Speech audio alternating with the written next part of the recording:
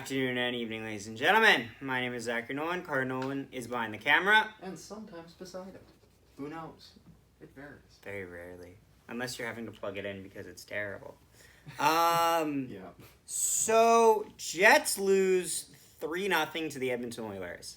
Now, based on how I've been known to react in games where we get shut out or lose by significant margins, you think that I would... What are you doing with the straw? I was going to put it in there, but then I realized it was making a lot of noise, so I just stopped. Idiot. Idiot. What was I even saying? Oh, yeah.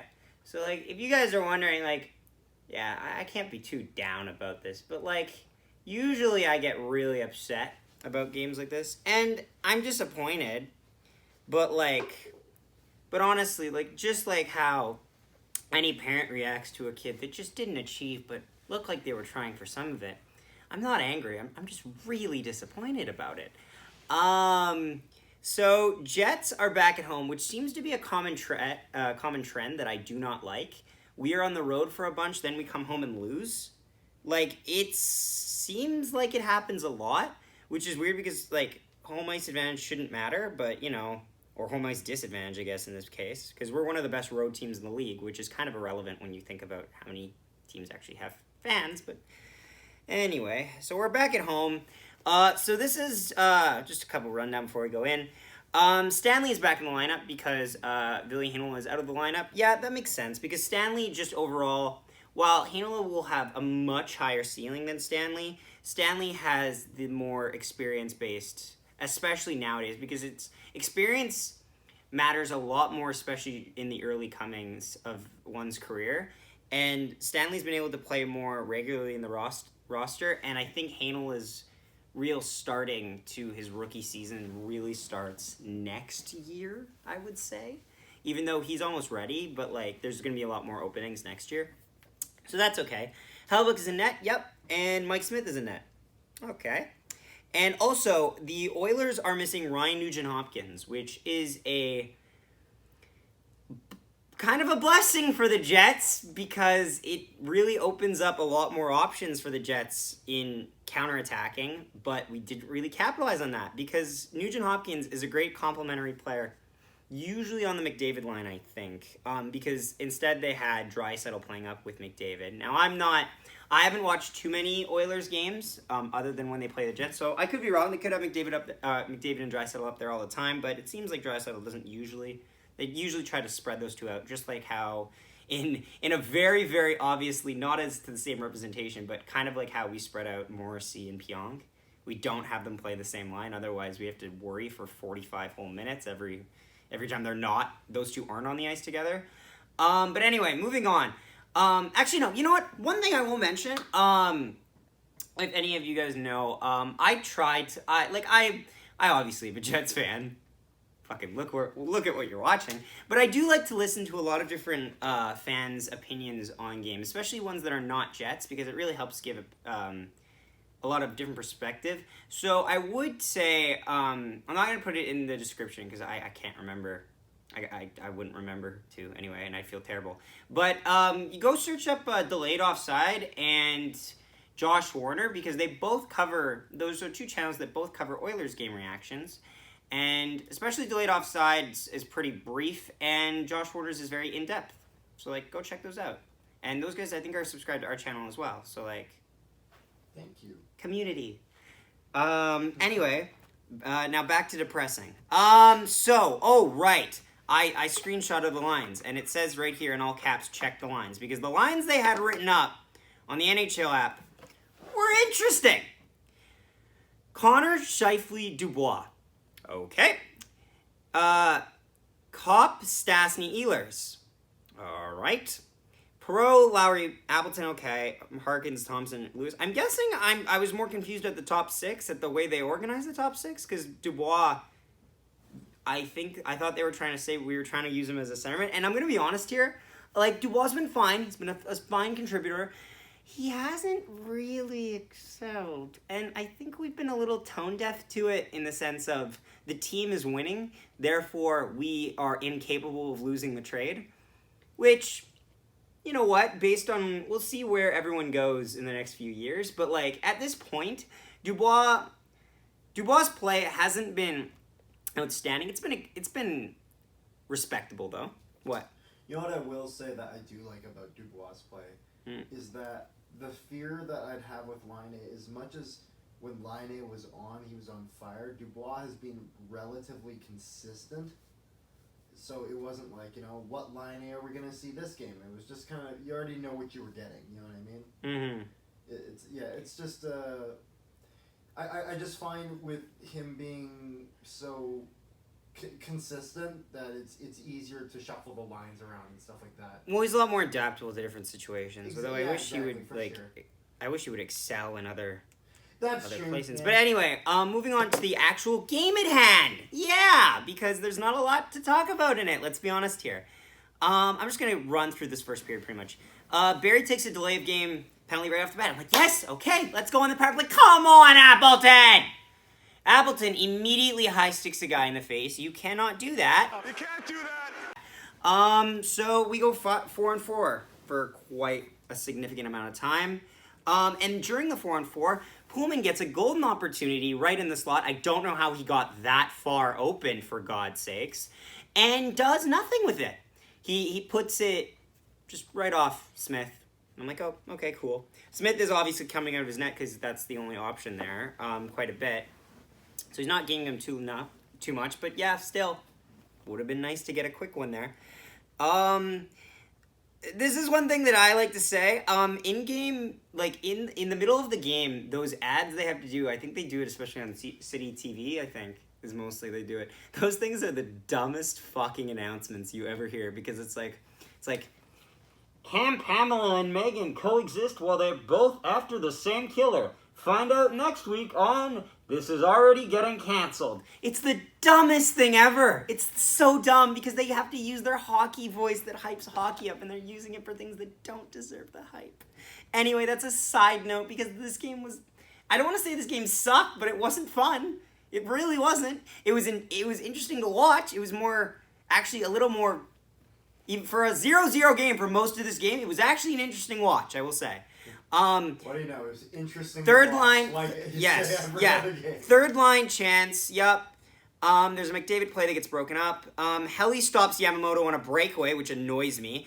And then Ehlers gets a semi-breakaway from the side, which gets a save, because it's a semi-breakaway, because it doesn't really get as much of an option, because it's coming from the side angle. And then Chason gets another breakaway right after that. What the hell? What the hell? You shouldn't be letting on 2 breakaways in 2 shifts. That's just annoying. And then Hellebuck makes another save on a tip play from Zach Kassian. And then Ehlers, Kopp takes a tripping penalty. Easy. Yeah, it is. And that's pretty much the end of the first period. First was uneventful at times, but... overall, it was good defensively, but when it wasn't good defensively, it was very, very, glaringly bad chances that were giving to the Oilers there in the form of 2 breakaways and a very good rush at the end. That being said, though, and honestly, I should have grabbed this earlier, we pretty much, from this moment on, we are in the Hella Bunker. Whether we want to be there or not, this is where we are. Yeah. The Hella Shield. I don't know. The Hella Bunker. I don't want to put it on my head. Shalonia. Anyway. Shell of safety. Anyway, moving on. But no, pretty much, we're just going to put you here. Because for the second period... Stastny gets a backhand chance. Cool. Stanley gets a delayed game. Yeah, he did. Defensive line matching and stick checking was very key for the Jets. And it shows that when we fell behind, we stopped line matching, and that hurt us badly. There were a couple chances both ways. Yep. Appleton has a really good forechecking shift in the second period where he pretty much just hems them in their own zone for no apparent reason other than he can. for a solid 30 seconds, which is, it feels like forever, honestly, it's 30 to 45 seconds. Pionk takes a hooking penalty. Now, here's the thing, okay? And I'm going to explain why I'm not totally okay with this. Does Pionk hook the guy? Yeah, I forget who it was, I'm sorry. Hook a guy. Yeah, he does. Technically, he does. Does the guy 100% grab his stick right after he hooks him? Yep. And what is the argument that you have for not calling both penalties? Because he has to take that penalty because he did it first? That is a, fun fact, a bogus argument. And I'll explain why in a very simplest sense. We're just going to put you here. We'll put you here. We'll put you actually with the Hellebuck jersey. So, by your logic, let's play that. Let's play it out. Here's what's going to happen. To play out your logic, you punch me in the face. Ouch, ouch. My jaw's broken. I'm talking just as much, but just as legible in terms of understanding what I'm saying. Now it's my turn to punch you. I'm throwing all of that 2 pounds into it, and then I go again. And then I go again. And then I go again. Or I don't even have to go. I'll just give one punch right back. Referee comes over. You, sir, are going to the box. I'm not, though. Why would I go to the box? I had to take that penalty. You punched me in the face. I have to hit you back. Right? So, yeah, it's dumb, isn't it? So, and I've actually had this situation. I've actually been in the skates of an official on this type of play. I called a hooking penalty. I was the back official. I called a hooking penalty. Because from my point of view, he's holding it like this. Front official, call the holding penalty. They both went off. 5-on-5.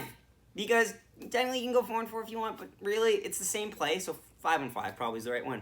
But whatever. Just playing out how that logic can be wrong. What would lead to this? Well, there was a scrum in front of the net that they wanted to take a second look at, but it was 100% inconclusive. Or at the very minimum, like, come on, look at that. There's no way his body went anywhere inside the net. Because they took a look at it, and it goes under his pads, and then his pads don't go in the net, really. So it's like, what were you thinking? And then Tyson Barrie, from the point, on the power play, shot, scores, make it 1-0 reaction here. During the one-timer, and they score! The Edmonton Oilers with a power play marker to take a 1-0 lead. It was just in and out real quick. In the second period. That could have been worded better. Great speed, then he ends up on the opposite side afterwards, and he has been over that side most of the game. Goes to the point. Like, it's so close that I think Hellebuck thinks he's getting at, and it just has to move just a little bit to the left of his body. Yeah. Yeah. I don't even remember what I said about this, but it's funny because I don't like this goal. It happens. Shot from the point happens. I think Hellebuck thought he was gonna make a save on this one. What are you shaking your head for? So I'm like, no. Why are you booing me? I am right. No. Anyway, moving on. All good.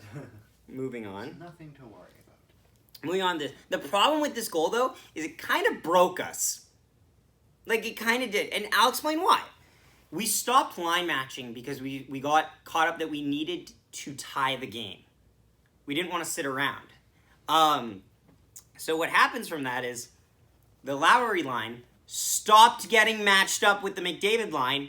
That is a big oof. You need those two lines matched together. Otherwise, bad things happen. But to end the second period, Korea, I wasn't even paying attention to this. Like, and this is the thing. We had the same announcers as we had. Anytime I've ever, like, mentioned the announcers and it wasn't Sportsnet, it's the same guy. He does a fine job. Does his job fine. Here's the problem. I only hear his voice when we're losing a game. This is an issue. Hockey players are superstitious. I am too, to an extent. Can he, like, not call our games for a bit? Give him the money. He deserves the pay cut, not pay cut. The paycheck. Give him some time off. But like, let him go on vacation. Please don't announce our game. Like, if I hear his voice in the playoffs, I'm just leaving the room. Like, I know where this is going. There's a save on Puljujärvi. Oh, Scheifele gets a breakaway chance late in the period, and it's stopped by Smith. And that's just, Yeah, need to improve, but not a bad second period. Third period, oh no. I said at my first line here says, McDavid line versus Lowry line mostly. That would change. We should shoot Walker's side on Mike Smith. Mike Smith loves catching the puck. And also, it's funny, they said, what a great save by Mike Smith at the beginning of the third period. It wouldn't even, like, it was... Did it even hit him? No, it doesn't matter if it hits him. It matters if he wasn't there, would it have went in the net? It wouldn't have. He went like this. He caught a puck on the ice. Ho, ho, ho, ho, ho, ho. Outside the post, right? Yes. What a save! What a save! He did the thing with his hand that he's done 1,000,000 times in a game. Ho, ho. Anyway, moving on, though. Scheifele whiffs on a chance. This is becoming a theme of the third period. Puck doesn't... Okay, this is the problem now. So... You stop playing the Lowry line with the McDavid line. And for a while, you get away with it. And then the McDavid line and the Scheifele line actually have to go head-to-head. There's a simple play. Puck is about... Blue line's here. Puck's here. It's like an inch away from just getting out of the zone. We don't get it cleared. McDavid takes it down deep. Scheifele tries to play it. Morrissey moves, and anyone might be asking, well, then why are you blaming the Scheifele line? I'm not necessarily blaming the Scheifele line. I'm just saying they shouldn't have been out there. And also, if you think that the Scheifele line being out there didn't impact how Morrissey wanted to play that situation, come on now. Have you ever... we all know those players that we see battling for the puck and we're like, they are not going to win that puck battle. Let's give them a hand. Well, Morrissey does that, and Puljujärvi just says, oh, free real estate or some Finnish thing. And then he just goes top shelf to make it 2-0 Oilers. Reaction here. In front. Wow! Yes, Puljujärvi and the Oilers have a 2-0 lead. And maybe the coach was right. As the Scheifele line gets outplayed down low, and Puljujärvi with the goal. Wait. You're telling me the Scheifele line can't play defense? And you'll see the running around start. Morrissey goes to his chance. Wow! What an amazing discovery you've made! And now both Edmonton Oilers Oh! Can't wait for them to put that in the paper. Did you know top line can't play defense? Biggest thing since sliced bread. And then the Oilers just shut us down. Like, we got nothing. Ehlers takes a cross-checking penalty off the draw that is just... Ugh. I guess it's a cross-check, but it's like... It's one of those where the guy, he leans for it as he gets him. And it's not even that, it's the glove. And the glove doesn't hurt a lot. There's a reason guys throw their gloves off before they get into fights. It's because it doesn't hurt a lot. Most of it's the impact of it pushing against it. But when you have your hand on your stick, it doesn't really happen as much. But sure, why not? Let's put him in the box. Oh, for God's sakes! But here's a shot and they score again on the power play to take a 3-0 lead against the Jets. And I believe this was tipped in front.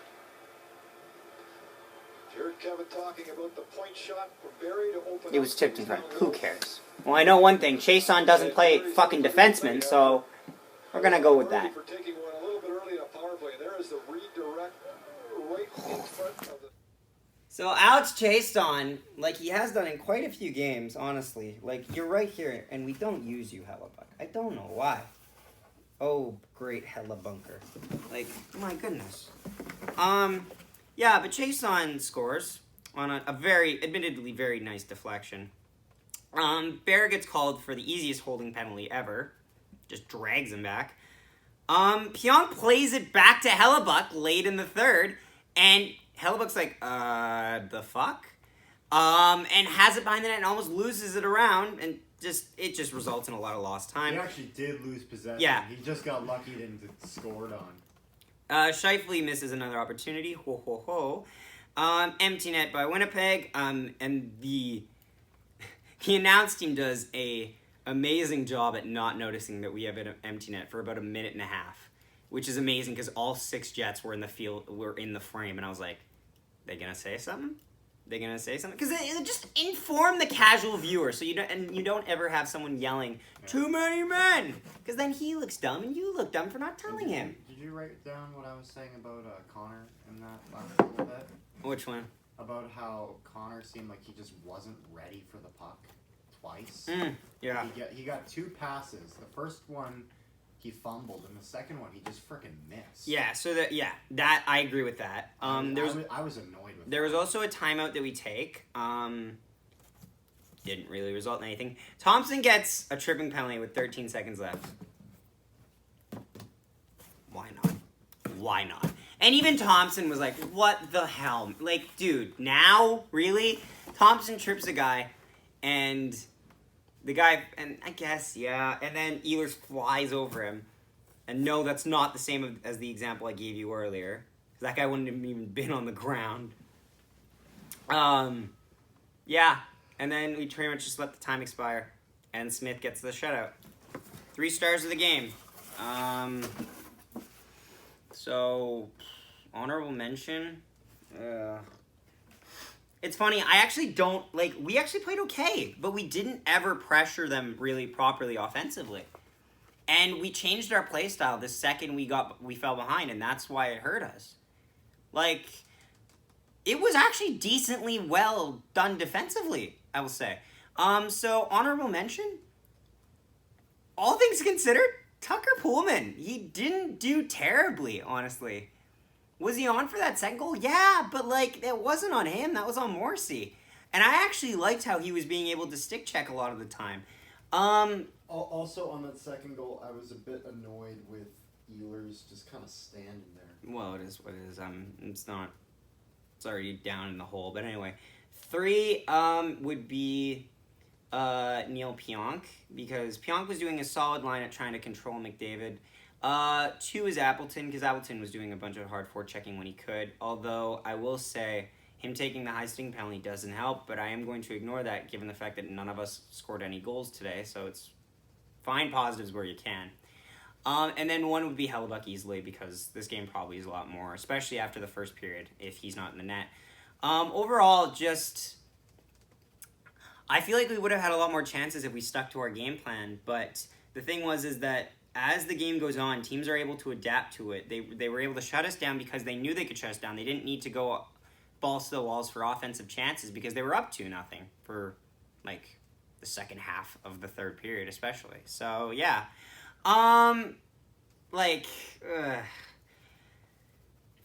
Yeah, that's pretty much it, honestly. Thank you for watching, especially if you made it this far, because I know it's not easy, especially in a 3-0 loss to get this far into a video. It's quite depressing, actually.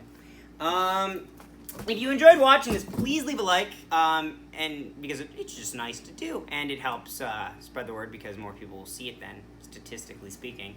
And if you're new to the channel, please go ahead and hit the subscribe button because, why not? That's just really nice. We're trying to get to 350, and we are 342. I think I just saw.